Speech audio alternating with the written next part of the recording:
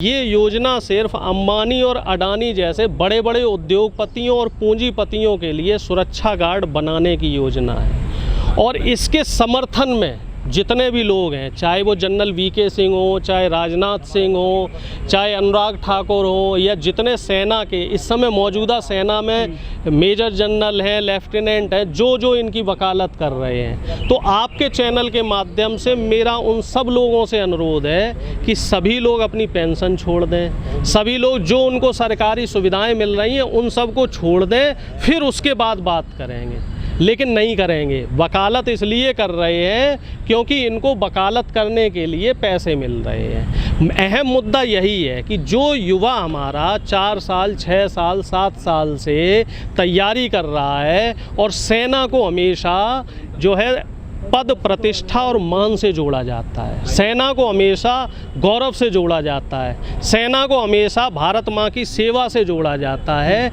और कोई भी युवा जब सेना में शामिल होता है, चाहे वो जन सेना हो, थल सेना हो, वायु सेना हो, तो वो हमेशा ये मान के चलता है और हमेशा वो दृढ़ संकल्प लेके चलता है कि मैं माँ भारती के लिए और भारत माँ के लिए अपने प्राणों का निछावर कर दूँगा। ठीक है। और उसके एवज में हमारी जिम्मेदारी बनती है, आपकी जिम्मेदारी बनती है, सरकार की जिम्मेदारी बनती है कि उनके जो सर्वोच्च बलिदान दे चुके हैं जो लोग, तो उनके परिवार को सहूलियत दी जाए, उनकी विधवाओं को पेंशन दी जाए, सम्मान दिया जाए। उस तरह की कोई भी योजना अग्निपथ में नहीं है, उस तरह का कोई भी स्कीम या उस तरह का कोई भी पैरामीटर इस योजना में नहीं दिख रहा है। तो आप ये बात बताइए मुझे कि अगर किसी व्यक्ति को ये मालूम पड़े कि उसकी 4 साल की नौकरी है तो वो देश के लिए प्राण क्यों न्यौछावर करेगा। लेकिन अगर उसे ये मालूम पड़े कि उसके परिवार का भरण पोषण करने के लिए, देखभाल करने के लिए कोई व्यक्ति नहीं है, तो वो क्यों देश के लिए ये सब करेगा। आप बताइए ना। बड़ा अहम प्रश्न है और बड़ा ही वाजिब प्रश्न है। तो इस प्रश्न पे बीजेपी के लोग बात करें ना।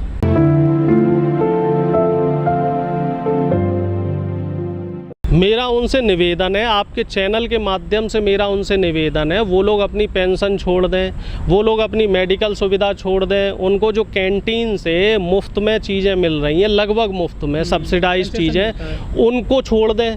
ठीक है। और जो तमाम रेलवे में, बस में और एयरपोर्ट में इनको जो फ्री टिकट मिलती है, उन सुविधाओं को छोड़ दें, फिर उसके बाद बात करते हैं। और जो जनरल वीके सिंह जी इसकी सबसे ज़्यादा वकालत कर रहे हैं, तो मैं आपके चैनल के माध्यम से वीके सिंह जी को एक संदेश देना चाह रहा हूँ। ये वही वीके सिंह जी थे जो सुप्रीम कोर्ट पहुँच गए थे अपनी डेट ऑफ बर्थ के लिए, 1 साल इन अपनी नौकरी बढ़वाने के लिए पहुंच गए थे। सेना से भी ये पेंशन ले रहे हैं और अभी सांसद बने हुए हैं तो वहाँ से भी पेंशन ले रहे हैं। इससे पहले भी हमने पूरे देश में तकरीबन 5 बार अग्निपथ और अग्निवीर योजना के लिए कम से कम 5 बार इसके विरोध में धरना प्रदर्शन कर चुके हैं। और हज़ारों के संख्या में कांग्रेस के नेताओं या विपक्ष की तमाम पार्टियों के नेताओं, वो लोग गिरफ्तारी भी दे चुके हैं। और दुर्भाग्य की बात यह है कि सरकार इस पे अड़े गए, सरकार नहीं सुन रही है। और आपको जानकारी हो, 2 युवा आत्महत्या भी कर चुके हैं। हरियाणा से 2 युवा अभी लेटेस्ट बता रहा हूँ, 2-3 दिन पहले की घटना, 2 युवा अवसाद में आके आत्महत्या भी कर चुके हैं। तो सरकार को इस बारे में सोचना पड़ेगा।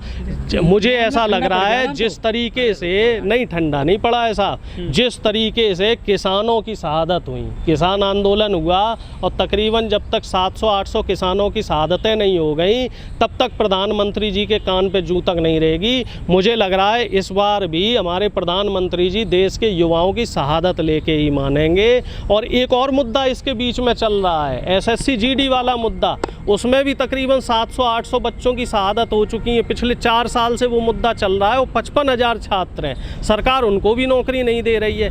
ये सरकार तो सीधे सीधे एक ही मंसूबे पे आ रखी है कि इनको तो अंबानी अडानी जैसे जो बड़े बड़े रईस हैं, इनकी तिजोरियां भरनी है, इन्हें देश की जनता के लिए कोई काम नहीं करना। हटना पड़ेगा।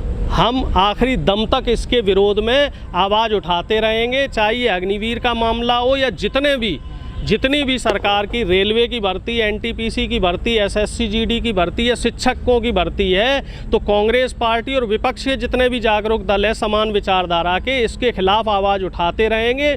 और सरकार को आप देख लेना, तकरीबन इस समय बता रहे हैं 1.5 करोड़ सरकारी पद खाली हैं, जिसमें 60 लाख से ज़्यादा तो केंद्र सरकार के और 80 लाख से ज़्यादा ज़मीन पे उठ रही है। भाई साहब, आप लोग ज़मीन पे देखिए तो सही, हर ज़िले में, हर राज्य में और दिल्ली में भी आए दिन प्रदर्शन हो रहे हैं, आए दिन लोगों से चर्चा हो रही है इसके विरोध में लेके, और इस पे काम चल रहा है और इस पे बड़ा आंदोलन तैयार करने की एक रूपरेखा तैयार की जा रही है। बीजेपी सिर्फ सरकार बना रही है, जहां इनको मैंडेट मिल रहा है वहां सरकार बना रही है, जहां मैंडेट नहीं मिल रहा है, जहां बहुमत नहीं मिल रहा है, वहां विधायकों को तोड़ के सरकार बना रही है। बीजेपी जनता के लिए कोई काम नहीं कर रही है और जनता इस समय इनसे त्रस्त है। 2024 में आप देख लेना, जनता इनको इन्हीं की भाषा में जवाब देगी, बड़ी साइलेंटली में जवाब देगी।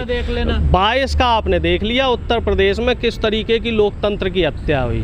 22 आप देख लीजिए कि जिस तरीके से उत्तर प्रदेश में इन्होंने शासन का, प्रशासन का और सत्ता का दुरुपयोग किया है, वो पूरे देश ने देखा है और इसका जवाब इनको 24 में दिया जाएगा। बिल्कुल, यहाँ भी शासन प्रशासन के जरिए दुरुपयोग किया गया है।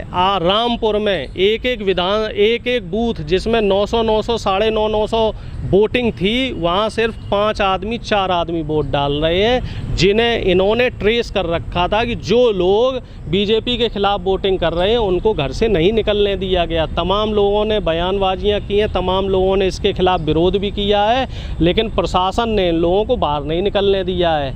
और इस चीज़ का जो जवाब है, एक बड़ा आंदोलन हम लोग शुरू कर रहे हैं। भारत जोड़ो आंदोलन 15 जुलाई के बाद से शुरू होगा और उसमें आप देखना कि पूरे देश में कांग्रेस के कार्यकर्ता आम नागरिकों की आवाज़ उठाने के लिए सड़कों पे आंदोलन कर रहे हैं। ये तो किसान आंदोलन को भी कह रहे थे वापस नहीं होगा, वापस हुआ ना, तीनों कानून वापस हुए, अब अग्निवीर भी वापस होगा और जितनी भर्तियां अभी देश में हैं ये भर्तियां भी इनको भरनी पड़ेंगी। काम ये सारे करेंगे लेकिन बेइज्जती कराने के बाद करेंगे। प्रधानमंत्री जी की ये खासियत है, ये इज्जत से कोई काम नहीं करते। जब तक इनको मुंह की नहीं खानी पड़ती, जब तक इनको माफ़ी नहीं मांगनी पड़ती, जब तक इनको जलालत नहीं सहनी पड़ती, तब तक ये कोई काम नहीं करते हैं। इनकी सारी नीतियाँ उलट हैं। इनके जो कथनी और करनी है उसमें आप फ़र्क देखिए। अभी प्रधानमंत्री जी एक जगह 180 देशों का जो सम्मेलन हुआ था वहाँ पहुँचे और वहाँ प्रधानमंत्री जी कहते हैं कि फ्रीडम ऑफ स्पीच रहनी चाहिए और हमारा देश हमेशा फ्रीडम ऑफ स्पीच का समर्थन करता है। उस लेटर पे वो साइन भी कराए और हमारा देश स्वतंत्र पत्रकारिता के मामले में कहाँ पे है, सबसे नीचे है 180 में पायदान पे। और उसी दिन जो आल्ट न्यूज़ वाला जो फैक्ट चेक करता है जुबैर, एक पत्रकार, उसको उसी दिन गिरफ्तार कर दिया। उनकी पोस्टों से जो जहर था, उस जहर में से जो गलत चीजें थी वो निकाल के दी जा रही थी। वो फैक्ट चेकर है, वो फैक्ट चेकर था, जुबैर ने उठाया था वो फैक्ट चेकर है। और जो आदमी गलत काम करता है तो इस तरह के लोग उसमें काम कर रहे हैं। और उसमें जुबैर कोई मुख्य व्यक्ति नहीं था, जुबैर उसका को फाउंडर है, फाउंडर था, उसको उठाते आप। उसको इसलिए नहीं उठाया क्योंकि वहाँ पे हिंदू मुस्लिम एंगल फिट नहीं हो रहा था, जुबैर को इसलिए उठा लिया क्योंकि वहाँ हिंदू मुस्लिम एंगल फिट हो रहा है। तो बीजेपी इस समय बड़ी चतुराई से काम कर रही है। जुबैर तो गिरफ्तार हो गया, लेकिन वो नूपुर शर्मा को क्यों नहीं गिरफ्तार किया गया? वो अभी तक क्यों भूमिगत है? उसका अभी तक अता पता नहीं है। उसको इसलिए गिरफ्तार नहीं किया जा रहा है क्योंकि उसकी गिरफ्तारी से बीजेपी को कोई लाभ नहीं है। बीजेपी हर काम में लाभ हानि देख रही। बीजेपी इस समय सही गलत का काम नहीं कर रही है। और जो अग्निवीर योजना है, इस योजना में भी बीजेपी सिर्फ फायदा नुकसान देख रही है, सही गलत नहीं देख रही है। फायदा किसका? अडानी का, अंबानी का, और नुकसान किसका? आम जनता का। आम जनता से इन्हें कुछ करना नहीं।